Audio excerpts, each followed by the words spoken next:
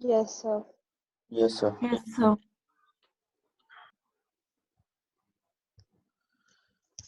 देखिए एक second, law of demand ने जो हमें बात बोली, कुछ पार्टिसिपेंट आ रहे हैं, एक मिनट रुकिए मैं ले लेता हूँ दीक्षा। लॉ ऑफ डिमांड ने जो बात बोली उसने कहा प्राइस एंड क्वांटिटी डिमांडेड में इनवर्स रिलेशनशिप होता है। This is law of demand provided other factors remains same. जो अदर फैक्टर है वो हमारे कैसे रहे, सेम रहे। ये अदर फैक्टर्स को मैंने एक्सप्लेन किया था आपसे 2 to 7 या 2 to 8 जितने भी फैक्टर्स थे उनको मिला के। तो ये लॉ ऑफ डिमांड हमारा हुआ। अदर फैक्टर्स को हम सेटेरिस पैरेबल्स भी बोलते हैं। अगर प्राइस और क्वांटिटी डिमांडेड का अदर फैक्टर सेम होने के बाद भी रिलेशनशिप इनवर्स ना रहे तो उस चीज को हम बोलेंगे exceptions to the law of demand.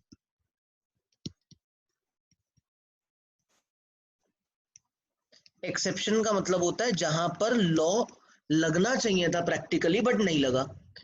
तो कहां लगना चाहिए, जब अदर फैक्टर सेम हो तो प्राइस बढ़ने पर क्वांटिटी गिरनी चाहिए, ये जनरल बात है, या प्राइस गिरने पे क्वांटिटी बढ़नी चाहिए। बट अगर ऐसा नहीं हुआ तो उसे हम बोलेंगे एक्सेप्शन, यानी जहां पर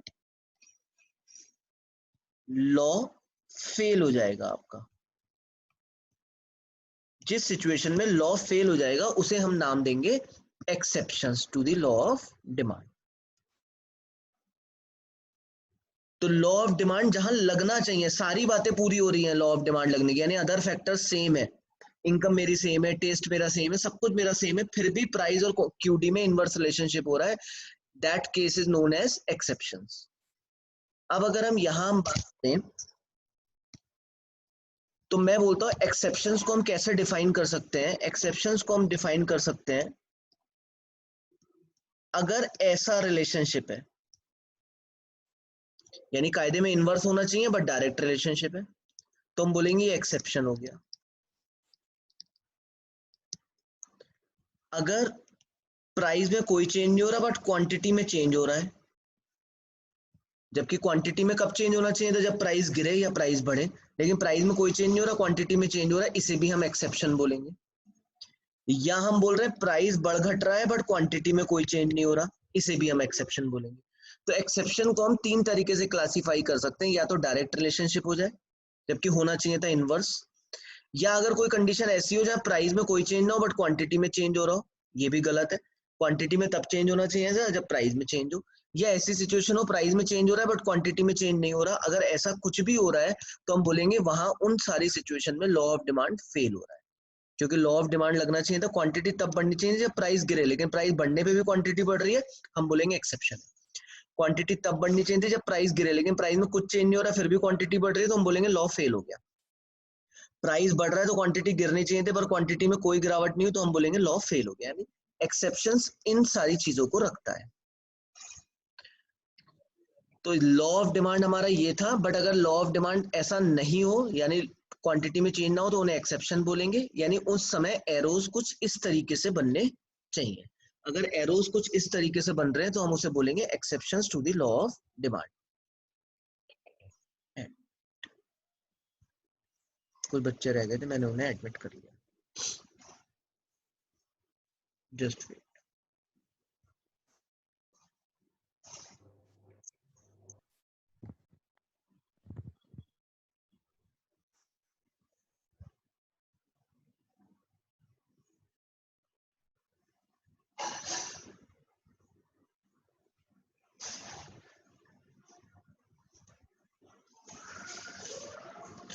exceptions to the law of demand क्या हो गया, जहां एरोज इस तरीके से बिहेवियर करेंगे, that is known as exceptions to the law of demand.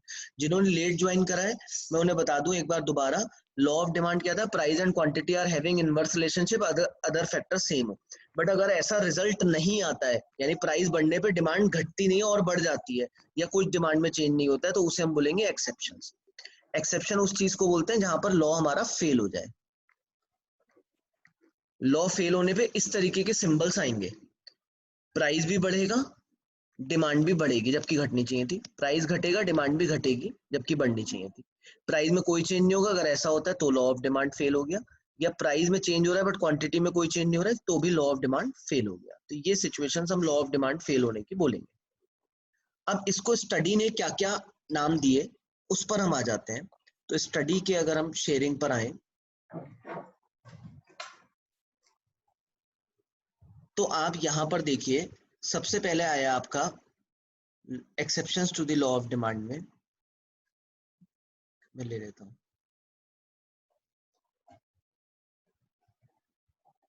ये एक टॉपिक है exceptions to the law of demand 2.33 page पर।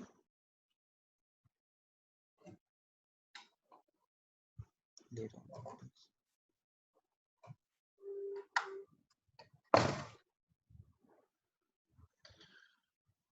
पहला है कॉन्स्पिकुअस गुड्स।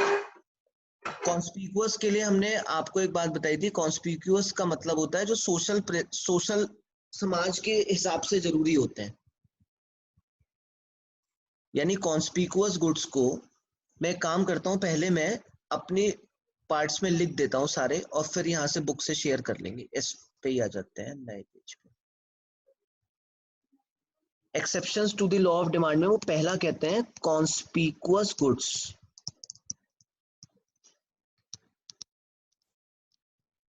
कॉन्स्पिकुअस गुड्स मतलब प्रेस्टिजियस गुड्स।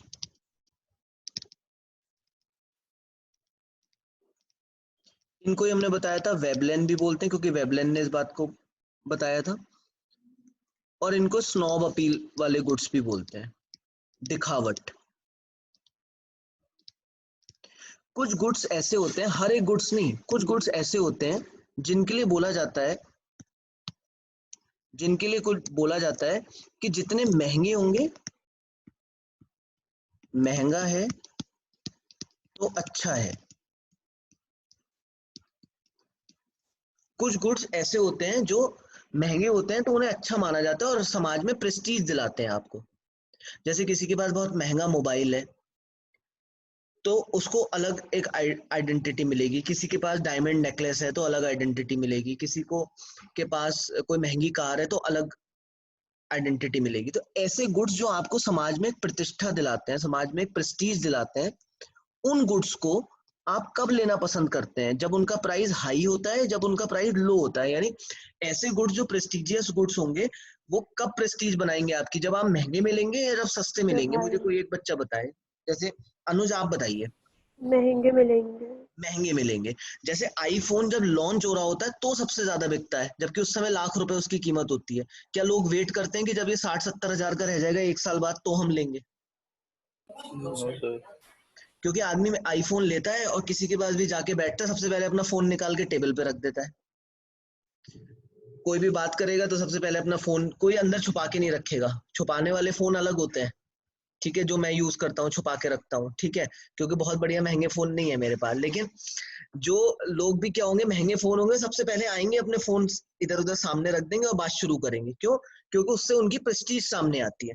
तो प्रेस्टीजियस गुड्स होते हैं। तो इसीलिए जब आईफोन लॉन्च होता है तो उस समय ताबड़तोड़ उस समय ऑनलाइन बुकिंग हो रही होती है, जबकि हम सबको पता है कि वो एक साल बाद कम हो जाएगा। तो क्यों? क्योंकि उससे हमें प्रेस्टीज मिलेगी, मार्केट में हमारा नाम थोड़ा अलग होगा, यार इसके पास तो ये है। कोई भी गाड़ी का नया मॉडल लॉन्च होता है तो सबसे पहले लोग भागते हैं, आपने देखा होगा बुकिंग बहुत हाई है, क्योंकि उससे जिसके पास होगा उसकी मार्केट में प्रतिष्ठा अच्छी होगी।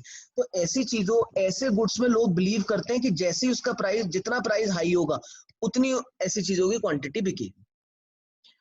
जितना इनका प्राइस कम होता है उतना कम लोग लेते हैं। जैसे अगर मैं आपको बोलूं कि आईफोन इस समय 3, आईफोन 2 या आईफोन 3 इस समय आपको बहुत सस्ता मिल रहा है, इस समय खरीद सकते हैं आप। आईफोन 10 आ गया है, शायद 11 आ गया हो, पता नहीं, आई डोंट नो, मैं आईफोन यूजर नहीं हूँ। लेकिन आईफोन इस समय 2 जो है वो बहुत सस्ता मिल रहा है, जिसके लॉन्चिंग बहुत महंगी हुई थी, लेकिन इस समय तो ऐसे ही मिल रहा है 8-10-12 हजार रुपए का। तो क्या बहुत भीड़ टूटेगी उसे लेने के लिए? क्योंकि इस समय मार्केट में उससे कोई प्रतिष्ठा नहीं मिलने वाली, और छुपा के रखना पड़ेगा अलग, बताना भी नहीं पड़ेगा, बोले मेरे पे ये वाला है तो छुपाना पड़ेगा। तो क्या होता है कि ऐसे गुड्स की जब प्राइसेस गिर जाते हैं तो वो मार्केट से अपनी प्रेस्टीज भी गायब कर देते हैं और इनकी क्वांटिटी गिरने लगती है। और जब प्राइसेस हाई होते हैं तो क्वांटिटी हाई होती है। बट ये किस मामले में मैं कह रहा हूँ, ये लॉ किस समय फेल होगा हमारा, जो गुड्स समाज में प्रतिष्ठा दिलाएंगे।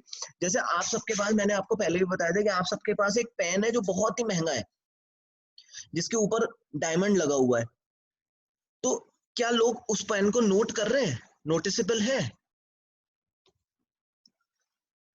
इशिता अपना पेन बंद भी कर रही है, डायमंड शायद लगा हुआ नहीं है, लेकिन इससे क्या फर्क पड़ रहा है, कोई नोटिस नहीं कर रहा। तो जब आदमी नोटिस ही नहीं कर रहा, किसी को कोई मतलब नहीं है, तो ऐसे गुड्स महंगे होने पे खरीद के फायदा क्या है?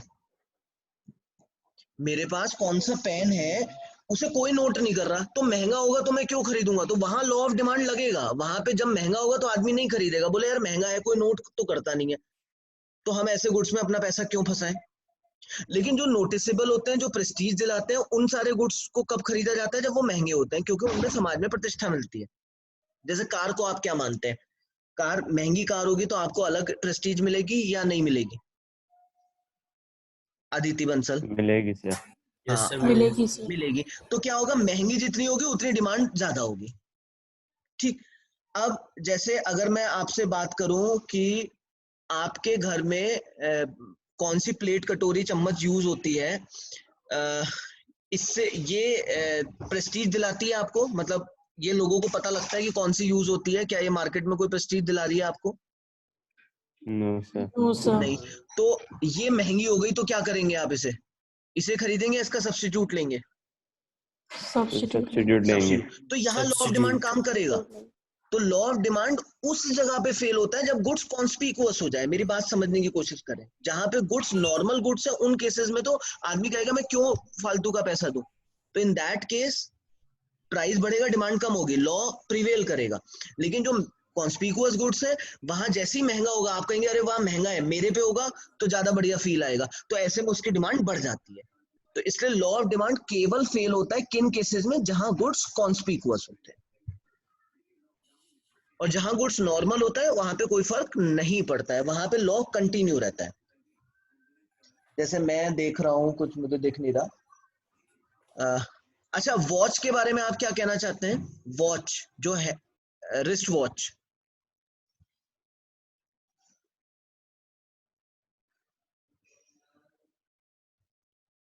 What do you think? Ishita Mehra, wrist watch महंगी होगी तो ज्यादा खरीदी जाएगी या नहीं?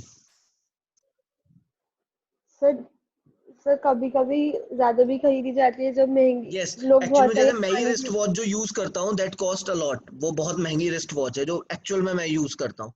तो क्यों मैंने इतनी महंगी वो खरीदा, जबकि उसका टाइम इस समय जो वो वॉच दिखा रही होगी, वो सब लोगों के पास वही वॉच टाइम दिखा रही होगी, फिर मैंने इतने महंगे में क्यों खरीदा? बिकॉज मैं पहनता हूँ, अब ऐसे नहीं पढ़ाता कि मैं पहन रहा हूँ तो ऐसे करके बच्चों को पढ़ा रहा हूँ, ऐसा नहीं करता हूँ मैं, बट फिर भी वो नोटिसेबल होती है, नोटिसेबल होती है, तो दैट गिव्स मी, वैसे वो मुझे प्लेजर देती है, मेरे को वॉचेस का शौक है इसलिए मैंने खरीदा, कोई दिखावट का नहीं है, बट फिर भी क्या है कि वो प्लेजर देती है, दूसरे लोग भी नोटिस करते हैं वॉच को, तो क्या है, वो कॉन्स्पिकुअस गुड्स है, तो जितना महंगा होता है रईस लोग उस समय उसकी डिमांड ज्यादा करते हैं। अगर मैं आपको बोलूं कि भाई वॉच ही तो है, टाइम सेम दिखाएगी, मैं आपको वो बच्चों वाली घड़ी दे देता हूँ, वैसा वाला फीता और वो थोड़ी वो वाली, तो आप उस घड़ी को पसंद नहीं करेंगे, क्यों? क्योंकि वो समाज में प्रतिष्ठा दिलाने वाली है। तो कॉन्स्पिकुअस गुड्स के केसेस में हमारा लॉ फेल हो जाता है।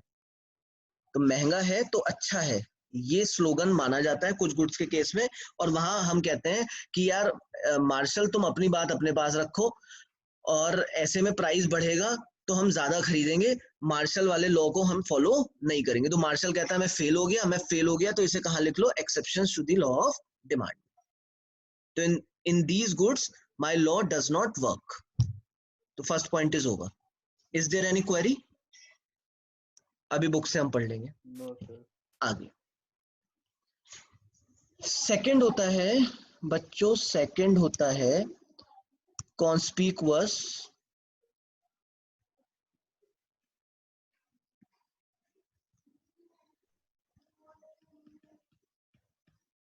नेसेसिटी।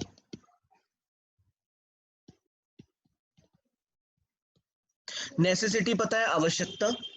दो तरीके की नेसेसिटी होती है, पहले मैं आपको बता दूं, नेसेसिटी दो तरीके की होती है, एक होती है बेसिक, रोटी कपड़ा, और एक होती है कॉन्स्पिकुअस, सोशल हिसाब से, समाज के हिसाब से। बेसिक नेसेसिटी क्या होता है? रोटी कपड़ा और मकान, ठीक है। प्राइजेस बढ़ भी जाते हैं, तीसरा इसका एक तीसरा एक्सेप्शन भी ले लेते हैं, बेसिक नेसेसिटी।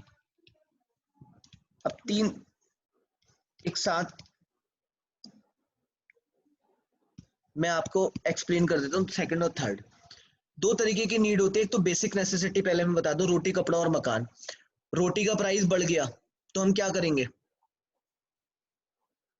भूख हड़ताल, छुट्टी लेंगे। फास्ट खूब रखने लगेंगे, ऐसा तो नहीं होगा, तो भी हम खरीदेंगे। और रोटी अगर बहुत सस्ती हो गई तो हम बहुत खाने लगेंगे,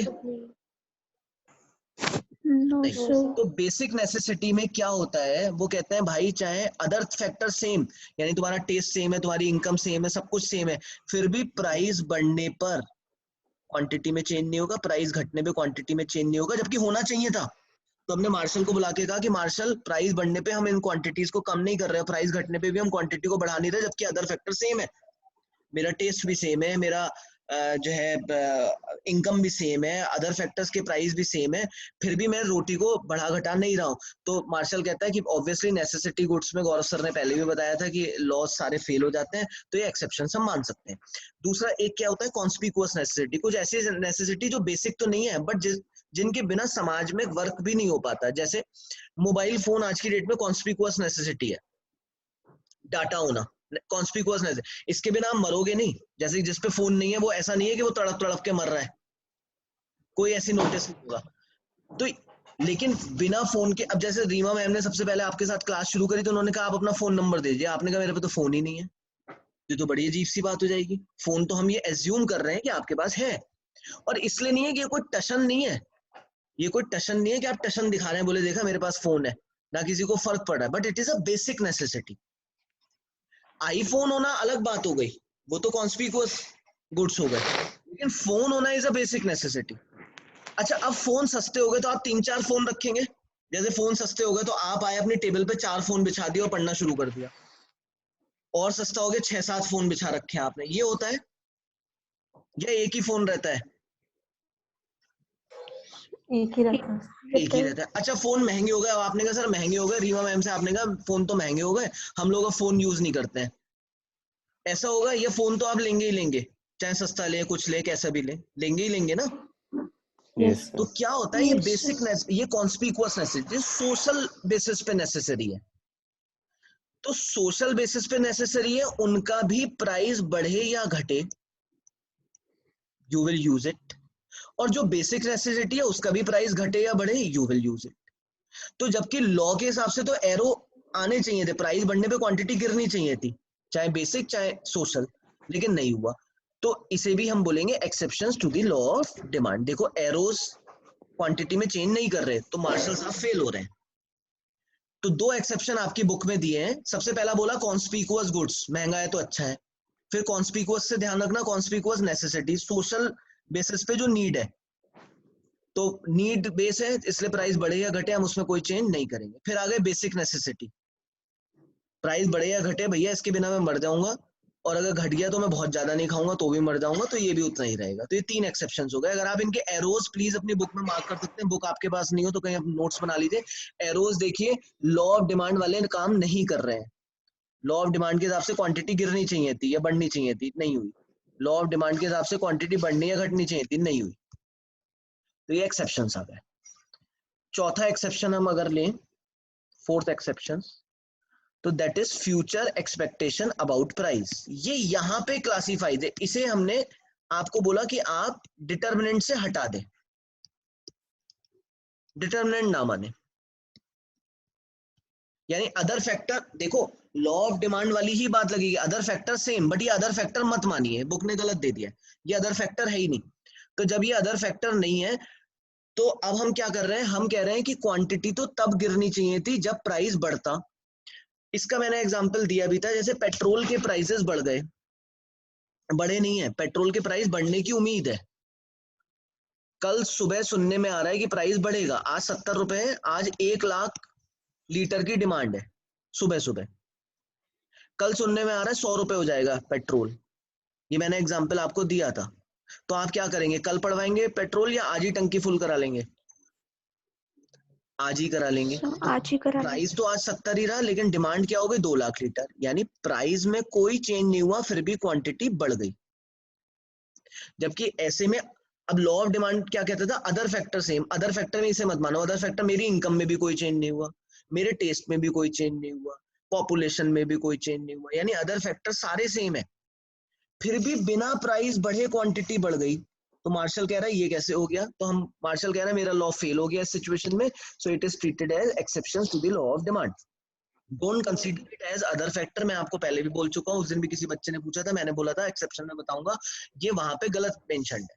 इसलिए उन्होंने जब लॉ ऑफ डिमांड को एक्सप्लेन करा है तो उन्होंने फ्यूचर एक्सपेक्टेशन अबाउट प्राइस को नहीं लिया अदर फैक्टर्स में, मतलब जो थ्योरी लिखी है जहां पैराग्राफ में। तो हम यहाँ बात कर रहे हैं कि लॉ ऑफ डिमांड लगना चाहिए था, यानी अदर फैक्टर सेम होने चाहिए थे। अदर फैक्टर मतलब इनकम सेम रही, टेस्ट सेम रहा, पॉपुलेशन सेम रहा, डिस्ट्रीब्यूशन ऑफ इनकम सेम रही, क्रेडिट फैसिलिटी सेम रही, फिर प्राइस में कोई चेंज नहीं हुआ, तो डिमांड में भी कोई चेंज नहीं होना चाहिए, फिर भी डिमांड बढ़ गई। तो ऐसे में तो लॉ ये कहता था अगर अदर फैक्टर सेम है तो प्राइस बढ़ने घटने पे डिमांड बढ़नी चाहिए थी, प्राइस सेम होने पे भी डिमांड बढ़ रही है, तो it is treated as exceptions to the law of demand. तो साइन के बेसिस पे आप देखते रहिए, साइन अगर सेम है तो लॉ ऑफ डिमांड का एक्सेप्शन है, मतलब अगर इस तरीके के हैं। अभी मैं एक साथ क्वेरी लूंगा, जरा 5th पे आ जाता हूं। 5th है इर्रेशनल कंज्यूमर। इर्रेशनल कंज्यूमर का मतलब होता है बेवकूफ, जिसे मार्केट की जानकारी नहीं है। जिसे मार्केट की जानकारी नहीं है उस पे क्या लॉ लगेगा। देखिए कई बार आप कुछ चीजें खरीद के आते हैं और घर वाले कहते हैं कि महंगा ले आए, तुम लुट गए। ऐसा सुना है आपने? ऐसा इसलिए होता है क्योंकि आपको मार्केट की जानकारी नहीं है। देखिए आप मेरे पास आए, मैं मान लीजिए एक पेन सेलर हूं, आप मेरे पास आए, आप पेन देख के आपकी आंखें बड़ी बड़ी हो गई, आपका मतलब हाव भाव ऐसे हो गए कि बस ये मैं ले लूं किसी तरीके से ले लूं। तो ऐसी कंडीशन में मैं सेलर हूं, मैं आपको प्राइस क्या बताऊंगा, सस्ता है महंगा? आपकी हालत देख रहा हूं मैं, बड़े एक्साइटेड हो रहे हैं आप लेने के लिए। महंगा। आप कह रहे हैं ये सर कैसा पेन है, इससे मुझे पता लग रहा है आपको मार्केट की भी नॉलेज नहीं है। तो ऐसे में मुझे अपॉर्चुनिटी मिल रही है आपको लूटने की, तो मैं क्या करूंगा, आपको महंगा प्राइस बताऊंगा या सस्ता? महंगा। और आप क्या करेंगे, खरीद भी लेंगे। खरीद लेंगे। इर्रेशनल कंज्यूमर वो होते हैं जिन्हें मार्केट का आइडिया नहीं होता है। Those who are not having the idea of prices। Irrational होते हैं, जल्दबाज बहुत ज्यादा होते हैं ये लोग। तो इनके केसेस में क्या होता है, ऐसे कंज्यूमर्स को प्राइस सस्ता करके नहीं बेचा जाता, ऐसे कंज्यूमर्स को हमेशा महंगा बताया जाता है। यानी आप खरीद सकते थे बार्गेन करके, बट आपके हाव भाव देख के हमें समझ में आया आप डिस्काउंट नहीं लेंगे और आप एक्साइटेड है। तो ऐसे में जो माल बेचने के लिए मुझे प्राइस डिस्काउंट करना चाहिए था, मैं उस माल को बेचने के लिए प्राइस और बढ़ा दूंगा और आपको बेच दूंगा। जबकि अगर आप रेशनल कंज्यूमर होते तो जैसे मैं प्राइस बढ़ाता आप क्या कहते, सर मैं नहीं खरीदूंगा, ये तो आप महंगा दे रहे हैं, आप क्वांटिटी कम कर देते। बट मैं तो देख रहा हूँ आपके तो चेहरे पे ही जो है एकदम ऐसा एक्साइटमेंट दिख रहा है कि आप तो बस लपकना चाह रहे हो। तो ऐसी कंडीशन में मैं इस अपॉर्चुनिटी को नहीं छोड़ूंगा और मैं प्राइस बढ़ा के बेचूंगा। तो जब भी लॉ ऑफ डिमांड ने जब भी कभी इकोनॉमिक्स में एक्सेप्शंस पूछे जाए तो आप हमेशा इर्रेशनल लिख दीजिएगा। इर्रेशनल कंज्यूमर एक ऐसा एक्सेप्शन है जो हर जगह लगेगा। पूरी इकोनॉमिक्स ये मान के लिखी गई है कि आदमी अकलमंद है तब कैसे काम करेगा, तो जैसे ही आदमी इर्रेशनल होगा हर जगह लॉ फेल हो जाएंगे। तो हम मान लीजिए आप मेरे पास आते हैं, आपको मार्केट का पूरा आइडिया है, आपने मुझसे गुड्स खरीदने के लिए बोला, मैंने आपको एक प्राइस बताया, आपने कहा मैं नहीं खरीदूंगा। तो एज ए बिजनेसमैन मैं क्या करूंगा, उसे बेचने के लिए प्राइस कम करूंगा। तो अगर मुझे माल बेचना है जनरल आदमी को और अब वो नहीं खरीदना चाहता तो मैं प्राइस कम करूंगा, तब क्वांटिटी बढ़ेगी, तो लॉ लग जाएगा। मार्शल बोलेगा कान में, जैसे मान लीजिए आप रेशनल है, आपने आके मुझसे बोला कि जो है सर मैं नहीं खरीदूंगा इसे, तो मार्शल मुझसे कान में बोलेगा कि यार प्राइस कम कर दो, देखना एकदम खरीद लेगा। और जैसे ही मैंने प्राइस कम करा, आपको सही लगा, आपने खरीद लिया। अब इर्रेशनल आया, इर्रेशनल आया तो हम क्या करेंगे, हम उसके एक्साइटमेंट को देख के कभी भी प्राइस कम नहीं करेंगे, हम उसे और क्वालिटीज तो बताएंगे प्रोडक्ट की, बट प्राइस बढ़ाएंगे या बिना प्राइस कम करे ही उसकी क्वांटिटी और ज्यादा बेच देंगे, उसे बेवकूफ बना देंगे। तो ऐसी कंडीशंस पे लॉ ऑफ डिमांड एप्लीकेबल नहीं। तो आप बहुत सारी चीजें खरीदने जाते हैं बट आप उसमें बार्गेनिंग करते हैं, तो बार्गेनिंग होने पे आप खरीद लेते हैं, तो आप रेशनल है। लेकिन जहां इर्रेशनल होंगे वहां आपको कभी भी बार्गेनिंग नहीं करनी होगी, फटाफट खरीद के ले आएंगे, और ऐसे में घर वाले बहुत सुनाते हैं। तो 5 एक्सेप्शंस हो गए जहां लॉ ऑफ डिमांड नहीं लग रहा। फर्स्ट इज ऐसे गुड्स जो आपको प्रेस्टीज दिलाते हैं, तो जितने महंगे होंगे आप उसे खरीदेंगे। सेकंड, ऐसे गुड्स जो समाज में नीड है, तो ऐसे गुड्स का प्राइस बढ़ जाए या घट जाए, आप बेसिक कम से कम एक तो खरीदेंगे ही खरीदेंगे। थर्ड, जो बेसिक नीड है आपकी, रोटी कपड़ा और मकान, प्राइस बढ़े या घटे इन्हें तो आप रखेंगे ही रखेंगे। फोर्थ आपका आ गया, फोर्थ हमने पढ़ा फ्यूचर एक्सपेक्टेशन अबाउट प्राइस, यानी प्राइस के बारे में सिर्फ उम्मीद है कि फ्यूचर में बढ़ेगा या फ्यूचर में घटेगा, तो इन दैट केस भी आप उसे खरीद लेते हैं। और इसी फ्यूचर एक्सपेक्टेशन अबाउट प्राइस में ही आपकी स्टडी ने बोला है स्पेकुलेटिव गुड्स भी होते हैं। स्पेकुलेटिव गुड्स, स्पेकुलेटिव गुड्स क्या होते हैं? जो अंदाजे से चलते हैं। आप देखिए, मैं आपसे जरा एक बड़ी इंपॉर्टेंट बात करता हूं, मैं आपसे, आपको बताना है कब खरीदेंगे। गोल्ड को आप स्पेकुलेटिव गुड्स मानते हैं या नहीं मानते? गोल्ड या शेयर्स? शेयर्स को मानते हैं स्पेकुलेटिव गुड्स? Yes sir. जैसे मैंने आपको बोला कि रिलायंस का शेयर 2 महीने बाद 2000 रुपए का हो जाएगा, लिख के रख लो, खरीद लो आज। आज है मान लीजिए फॉर एग्जांपल 1400 रुपए का। आपने कहा अरे सर ऐसे कैसे हो जाएगा 2000, ऐसे मजाक हो रहा है क्या? आपने नहीं खरीदा, किसी ने नहीं खरीदा। फिर 3 दिन बाद 1450 हो गया। मैंने कहा मैं तो खा ही गया, 2 महीने बाद 2000 हो जाएगा। आपने कहा अरे सर ऐसे कुछ नहीं होगा। और 3 दिन बाद 1600 रुपए हो गया। अब आपको क्या लगेगा? सही कह रहे थे सर। सही कह रहा था। आपने यहां पर कुछ नहीं खरीदा है, यहां पर कुछ नहीं खरीदा है। अब आपको रात में यहाँ अचानक खरीद सपना लेंगे। आता है कि मैं कितना बड़ा गधा हूं, सर ने मुझे बोला था फिर भी नहीं खरीदा। उसी रात पे आप सोचते रहे, नहीं हुआ, और अगले दिन अचानक 1700 हो गया। मैंने आपका फोन करा, बहुत देर तक हंसा, मैंने कहा बेटा मैंने तो पहले ही कहा 2000 हो जाएगा। अब क्या करेंगे आप बताइए? खरीद लेंगे। खरीद यहाँ लेंगे। आपने क्वांटिटी खरीद खरीदी। लेंगे। अब देखिए कितना बड़ा मजाक हुआ। मार्शल आया अगले दिन, बोला ये मेरे लॉ का क्या हुआ, ये प्राइस बढ़ा और तुमने क्वांटिटी बढ़ा दिया। अच्छा, अगले दिन 1800 हो गया। मैंने कहा क्या 100 ही खरीदे? यार मैंने तो बोला था तुमसे 2000 होंगे, तो 100 ही शेयर खरीदे, बावले हो गया। अब तुम 1800 देख के तुम क्या करोगे? और और खरीद लेंगे। तुम बोलोगे यार सर हमारे सर बहुत बढ़िया है, 200 और खरीदो। इधर मार्शल आके कह रहा भाई साहब मेरे लॉ की तो धज्जियां उड़ गई, मैंने कहा था प्राइस घटे तब खरीदना था, आपने कहा धज्जियां उड़ गई, हमें मुनाफा कमाने दे। और ये क्या हुआ देखिए जरा, प्राइस बढ़ रहा है और डिमांड बढ़ गई। तो ये स्पेकुलेटिव गुड्स होते हैं जो ट्रेंड बेस्ड चलते हैं। अच्छा आप देखिए, एक शेयर ऐसे गिर रहा है, मैंने कहा खरीद लो। तुम देख रहे हो यार रोज गिरता जा रहा है, खरीदोगे क्या? सर। और गिर गया, तुमने कहा देखा नहीं खरीदा, और गिर गया, मैंने कहा अब तो खरीद लो। तुम अब भी नहीं खरीदोगे क्योंकि गिरता हुआ है। अच्छा एक बढ़ता है तो लोग यहाँ नहीं खरीदेंगे, यहाँ बहुत ज्यादा खरीदेंगे।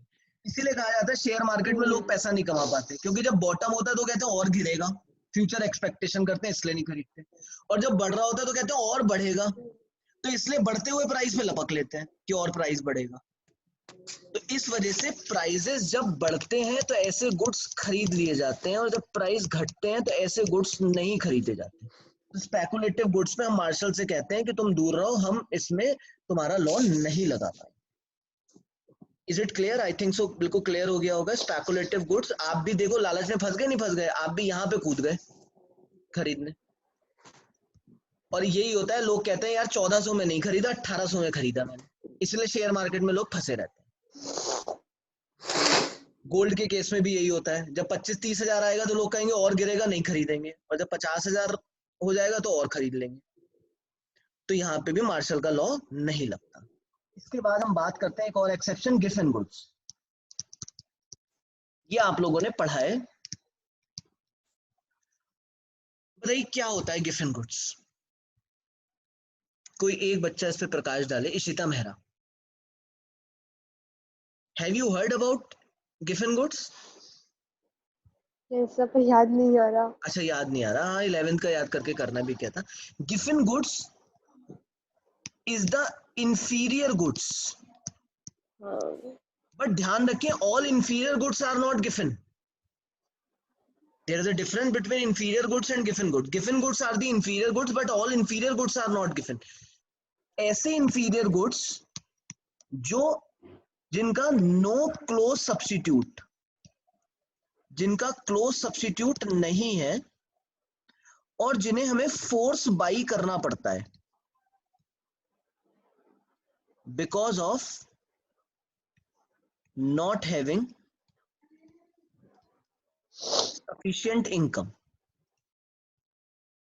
प्लीज समझ लीजिए,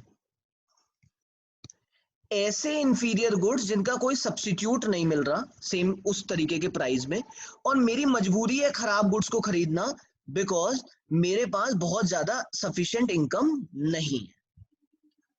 देखिए जैसे मैं आपको बताता हूं, बहुत सारे इंफीरियर गुड्स आते हैं जिन्हें मैं नहीं खरीदता हूं. जैसे मान लीजिए कोई पेस्ट आता है, टूथपेस्ट, बहुत एक से खराब टूथपेस्ट आते हैं, मैं उन्हें नहीं खरीदता.